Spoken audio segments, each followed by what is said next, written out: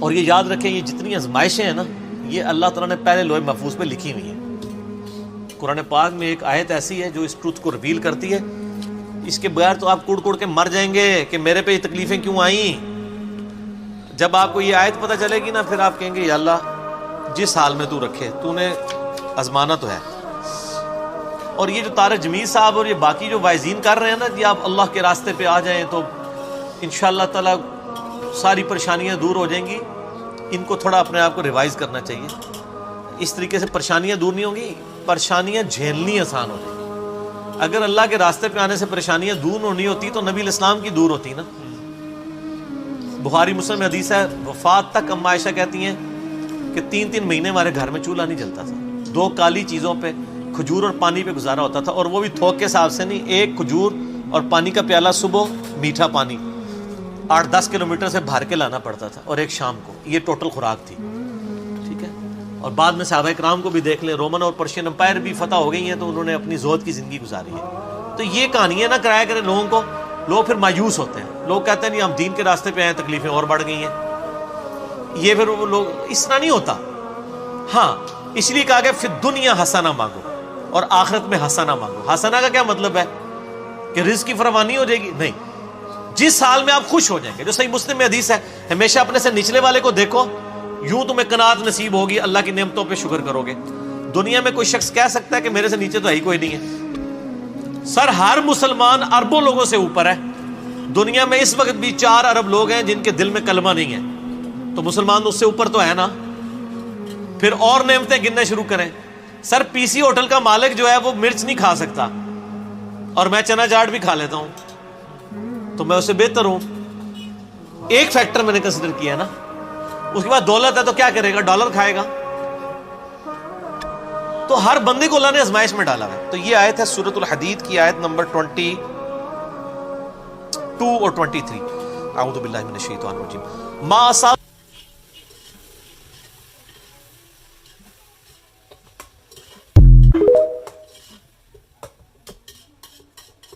اور یہ یاد رکھیں یہ جتنی آزمائشیں ہیں نا یہ اللہ تعالیٰ نے پہلے لوح محفوظ پہ لکھی ہوئی ہیں۔ قرآن پاک میں ایک آیت ایسی ہے جو اس ٹروتھ کو ریویل کرتی ہے، اس کے بغیر تو آپ کڑ کڑ کے مر جائیں گے کہ میرے پہ یہ تکلیفیں کیوں آئیں۔ جب آپ کو یہ آیت پتہ چلے گی نا پھر آپ کہیں گے یا اللہ جس حال میں تو رکھے تو نے آزمانا تو ہے۔ اور یہ جو طارق جمیل صاحب اور یہ باقی جو وائزین کر رہے ہیں نا کہ آپ اللہ کے راستے پہ آ جائیں تو انشاءاللہ تعالی ساری پریشانیاں دور ہو جائیں گی، ان کو تھوڑا اپنے آپ کو ریوائز کرنا چاہیے۔ اس طریقے سے پریشانیاں دور نہیں ہوں گی، پریشانیاں جھیلنی آسان ہو جائیں گی۔ اگر اللہ کے راستے پہ آنے سے پریشانیاں دور ہونی ہوتی تو نبی الاسلام کی دور ہوتی نا۔ بخاری مسلم میں حدیث ہے، وفات تک اما عائشہ کہتی ہیں کہ 3 مہینے ہمارے گھر میں چولہا نہیں جلتا تھا، 2 کالی چیزوں پہ کھجور اور پانی پہ گزارا ہوتا تھا، اور وہ بھی تھوک کے حساب سے نہیں، 1 کھجور اور پانی کا پیالہ صبح، میٹھا پانی 8-10 کلومیٹر سے بھر کے لانا پڑتا تھا، اور ایک شام کو، یہ ٹوٹل خوراک تھی، ٹھیک ہے۔ اور بعد میں صحابہ کرام کو بھی دیکھ لیں، رومن اور پرشین امپائر بھی فتح ہو گئی ہیں تو انہوں نے اپنی زہد کی زندگی گزاری ہے۔ تو یہ کہانیاں نہ کرایا کریں لوگوں کو، لوگ پھر مایوس ہوتے ہیں، لوگ کہتے ہیں نہیں ہم دین کے راستے پہ آئے، تکلیفیں اور بڑھ گئی ہیں۔ یہ پھر وہ لوگ اس طرح نہیں ہوتا۔ ہاں اس لیے کہا کہ فی الدنیا حسنہ مانگو اور آخرت میں حسنہ مانگو۔ حسنہ کا کیا مطلب ہے کہ رزق کی فراوانی ہو جائے گی؟ نہیں، جس حال میں آپ خوش ہو جائیں گے۔ جو صحیح مسلم میں حدیث ہے، ہمیشہ اپنے سے نچلے والے کو دیکھو، یوں تمہیں قناعت نصیب ہوگی، اللہ کی نعمتوں پہ شکر کرو گے۔ دنیا میں کوئی شخص کہہ سکتا ہے کہ میرے سے نیچے تو ہی کوئی نہیں ہے؟ سر ہر مسلمان اربوں لوگوں سے اوپر ہے۔ دنیا میں اس وقت بھی 4 ارب لوگ ہیں جن کے دل میں کلمہ نہیں ہے، تو مسلمان اس سے اوپر تو ہے نا۔ پھر اور نعمتیں گننے شروع کریں۔ سر پی سی ہوٹل کا مالک جو ہے وہ مرچ نہیں کھا سکتا، اور میں چنا چاٹ بھی کھا لیتا ہوں، تو میں اس سے بہتر ہوں۔ ایک فیکٹر میں نے کنسیڈر کیا نا۔ اس کے بعد دولت ہے تو کیا کرے گا؟ ڈالر کھائے گا۔ تو ہر بندے کو اللہ نے آزمائش میں ڈالا ہے۔ تو یہ آیت ہے سورۃ الحدید کی آیت نمبر 22 اور 23۔ اعوذ باللہ من الشیطان الرجیم۔ ما اصاب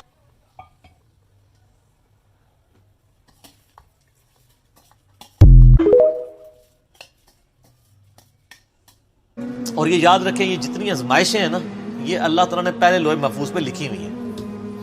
قرآن پاک میں ایک آیت ایسی ہے جو اس ٹروتھ کو ریویل کرتی ہے، اس کے بغیر تو آپ کڑ کڑ کے مر جائیں گے کہ میرے پہ یہ تکلیفیں کیوں آئیں. جب آپ کو یہ آیت پتہ چلے گی نا پھر آپ کہیں گے یا اللہ جس حال میں تو رکھے تو نے آزمانا تو ہے. اور یہ جو طارق جمیل صاحب اور یہ باقی جو واعظین کر رہے ہیں نا کہ آپ اللہ کے راستے پہ آ جائیں تو انشاءاللہ تعالی ساری پریشانیاں دور ہو جائیں گی. ان کو تھوڑا اپنے آپ کو ریوائز کرنا چاہیے.